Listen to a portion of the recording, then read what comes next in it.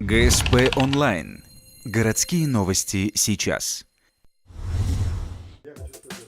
Вторник, 16:00. Директор Ухтинского интерната номер 2 комментирует ЧП со своими воспитанниками. Напомним, 22 октября состоялся совместный рейд отдела по делам несовершеннолетних и прокуратуры. Люди в погонах проверяли, на месте ли дети после отбоя. Комиссия пришла в интернат после 22:00, но в спальный корпус ее не пустили по указанию директора. Да, у вас детей в 22:50. Я еще раз говорю, я отвечаю за детей. Вы знаете, где ваши дети находятся? Пока не знаю.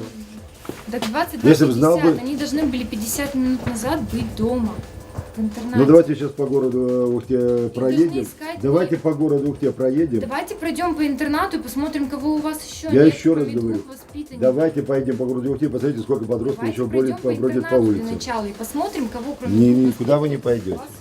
Руководитель интерната рассказал, что его возмутила форма проверки. По его мнению, комиссия должна была предоставить правовой документ, на основании которого проводится рейд. К тому же 10, а то и больше человек в погонах и с камерами после отбоя могут взбаламутить весь интернат, а детей только уложили.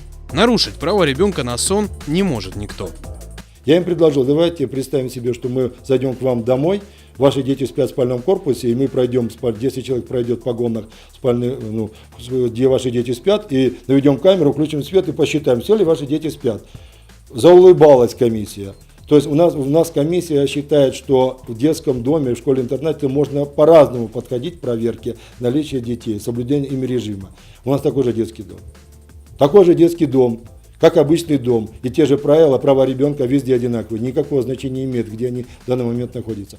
Комиссию не пустили в спальные корпуса, но дали просмотреть журналы передачи смен на обеих вахтах. Здесь отмечаются отсутствующие. Выяснилось, что в интернате после 10 вечера нет двух парней. Они вернулись в 2 часа утра уже после ухода комиссии. По неподтвержденной информации были в опьянении. Случай отсутствия ночью не единичный, поэтому правоохранительные органы резонно замечают, какой смысл проводить проверки до отбоя. Эффективности будет, скажем так, не на 100%, если мы будем приходить до 22.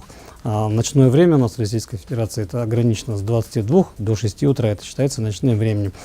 И если мы придем, если будет кто-то отсутствует, допустим, если мы придем в 21:30 и троих воспитанников не хватит, естественно, он мне скажет, и у них еще есть полчаса, они где-то гуляют на территории, то как бы от такого рейда выхода не будет, как бы мы не выявим, скажем так, те условия, которые способствуют совершению эмоциональных ходов.